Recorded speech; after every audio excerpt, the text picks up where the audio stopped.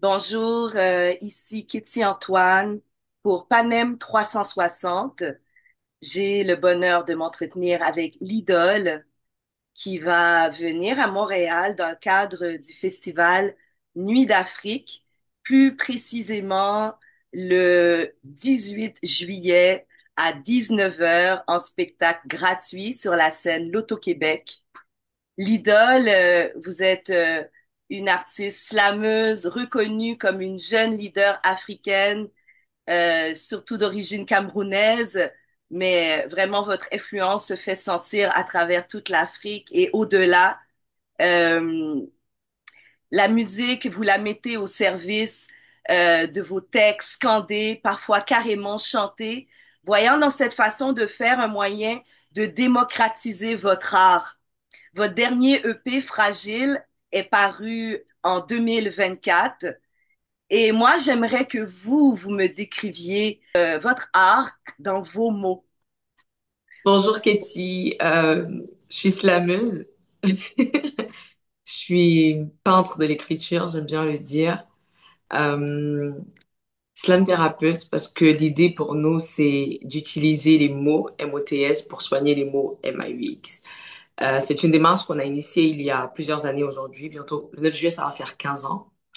Et l'idée à chaque fois c'est de se dire qu'au-delà du divertissement, l'art et la musique ont aussi vocation à non seulement dénoncer mais aussi soigner. Et ça se voit à travers les thématiques qu'on aborde, les textes qu'on écrit, et on essaie de le rendre le plus accessible possible. Globalement, c'est ça. Et l'album Fragile, en fait, c'est votre deuxième album. En fait, c'est un EP. Mhm. Et on devait le compter comme un album, ce serait plutôt le troisième. Et c'est un projet dans lequel il a été important pour moi de rappeler qu'au-delà de la force qu'on peut prêter aux êtres humains, au-delà de toute la persévérance, la résilience dont on fait montre au quotidien, c'est humain et c'est normal d'être faible. Aussi simple que ça. Et donc, dans les 6 textes que j'ai choisis pour cette pièce-là, Fragile, l'idée, c'était de rappeler que, OK, on peut être la personne la plus forte de la Terre. On peut être courageuse, mais ça n'empêche que, en fait, le courage, il s'exprime parce qu'il y a une peur quelque part. Et c'est humain d'avoir peur. Donc, c'est ce mélange de, à la fois de valorisation de nos forces, mais aussi de célébration de nos faiblesses parce qu'on ne le fait pas suffisamment. Et on vit dans une société où on nous impose à chaque moment d'être fort. Et à un moment donné, c'est pas possible. H24, c'est pas possible. Voilà. Et c'est un thème vraiment très inspirant que je vois que vous illustrez de façon très colorée. J'ai été voir vos clips, c'est très accrocheur, très actuel. Euh, Parlez-moi un petit peu de l'inspiration qui vient avec la création de ces textes, l'inspiration visuelle. En fait, c'est vrai qu'en général, l'image, ou du moins les visuels associés à chaque texte est aussi inspiré du texte d'une certaine façon, de ce que le texte transmet, de la musique aussi, le rythme surtout. Et je travaille avec un super réalisateur au Cameroun qui s'appelle Mila, qui s'appelle Chris Mila, et avec lequel j'ai travaillé sur tous mes récents projets. Et on a cette session de brainstorming où on essaie de se dire quelle est la couleur que tu associes à telle émotion. Et à chaque fois, on essaie de construire. Donc, on part de la couleur, puis on développe sur les formes, on crée les contextes, on crée les tenues, bien évidemment, les chorégraphies si besoin est, et on essaye de mettre tout cela ensemble pour que ce soit en accord avec le texte qu'on a écrit dans la musique. Et disons que c'est un travail d'équipe et qui permet d'avoir les résultats qu'on a aujourd'hui. On est hyper content de savoir que accrocheur, c'est comme ça qu'on les décrit, ces projets-là. Ah oui, c'est vraiment réussi. Puis je voulais donner un hommage un peu à la facture visuelle à travers cette question. Est-ce que l'aspect écriture se passe un peu de la même façon? Quand j'entends votre voix, vos textes, le contenu, c'est très imagé, c'est un peu à la limite conteuse, euh, un peu rappé aussi à certains moments. Et oui, le slam, c'est vraiment la couverture par-dessus toutes ces notes. Mais de quelle façon vous procédez pour créer justement ces textes? Quelle est la démarche artistique? C'est vrai, c'est un peu difficile parce que c'est pas comme si je me lève le matin et je dis, OK, aujourd'hui, 12h30, je vais écrire un texte sur telle chose comme ça. Non. La vérité, c'est que l'inspiration en général vient des situations. Les situations ici, c'est ce que je vois, ce que je vis, ce que j'entends, ce que je partage, les histoires qu'on me raconte, les films que je regarde, les livres que je lis. Et à chaque fois, je considère le slam comme un art carrefour entre la poésie, le rap, la musique, le théâtre, le conte, effectivement. Moi, je pars toujours du principe que ce que, ce que la gréotique nous a laissé reste important comme patrimoine et héritage pour pouvoir propulser nos mots le plus loin possible. Et donc, en fonction de la thématique, en fonction de l'émotion ou du sentiment que j'aimerais partager, j'essaie un peu de, comment je vais dire ça, d'équilibrer. C'est comme une assiette dans laquelle tu te dis, OK, il te faut 100%. Là, tu vas sur un texte qui va être engagé, sur un texte que tu veux revendicateur. Alors, je vais mettre par exemple 40% de rap, 20% de théâtre. La musique, elle va avoir de la place, mais peut-être beaucoup moins que l'engagement, par exemple, dans ce cadre-là. Et si à côté, je décide plutôt de faire une musique, un texte de célébration, d'amour et tout, là, je vais prendre beaucoup plus de poésie, beaucoup plus de lyrisme, beaucoup plus de mélodie et peut-être un peu moins de rap, un peu moins de rage et créer quelque chose. Donc, à chaque fois, vraiment, c'est comme une assiette. Et puis, tu te dis, OK, tu as un carrefour, qu'est-ce que tu mets dedans?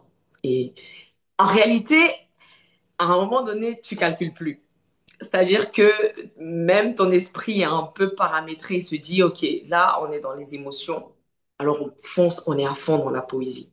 Là, on est dans la dénonciation, on est à fond dans le rap, dans le conte, on veut dire aux gens ce qui s'est passé, on veut raconter, on aimerait que les gens puissent vivre ces scènes-là ou ces éléments comme s'ils y étaient en fait. Donc, globalement, c'est ça. Ah, ouais, c'est vraiment très dynamique comme processus créatif. Puis j'entends qu'il y a vraiment une attention particulière et même organique à l'équilibre Ouais. de l'énergie que l'œuvre va générer et dégager. Est-ce que ce même équilibre est appliqué à la scène? Parce que là, on parle d'un spectacle. Le rendez-vous, Ouais. il faut le rappeler, hein, le rendez-vous, c'est le 18 juillet sur la C'est scène de l'Auto-Québec. en spectacle plein air gratuit. Donc, tout le monde est invité. Ouais. Comment se prépare un spectacle de l'idole? Je pense que c'est comme tout le processus créatif, hein. L'idée, c'est de savoir c'est qui les personnes qu'on a en face de soi. Parce que je dis toujours que le spectacle, c'est pas pour toi que tu le fais. C'est-à-dire que, OK, tu donnes de la voix, mais c'est un moment que tu crées avec les personnes qui sont présentes. Donc, la première chose, c'est toujours, c'est qui les personnes qu'on a en face. Maintenant, c'est qu'est-ce qu'on a envie de leur laisser?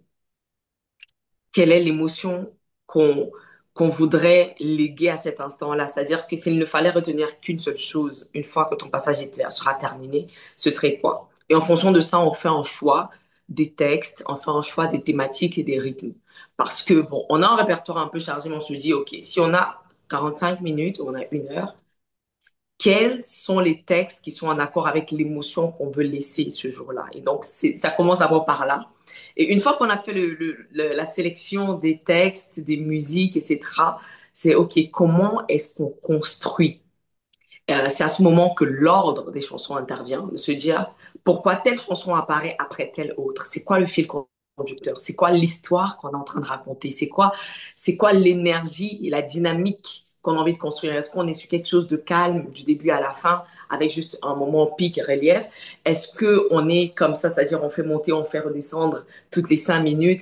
Est-ce qu'on commence fort et puis progressivement au calme? Donc, voilà. Après, on pense à la composition maintenant. C'est-à-dire que quand on sait quelle est la dynamique qu'on veut donner, quels sont les instruments qui contribuent à construire et à installer ces émotions-là. Est-ce qu'ici, on a besoin de plus de percussions ou on a besoin de plus de lignes mélodiques? Alors, à quoi on peut s'attendre pour le 18 juillet? Mais quelque Il y chose de aura des spécial. invités, full band.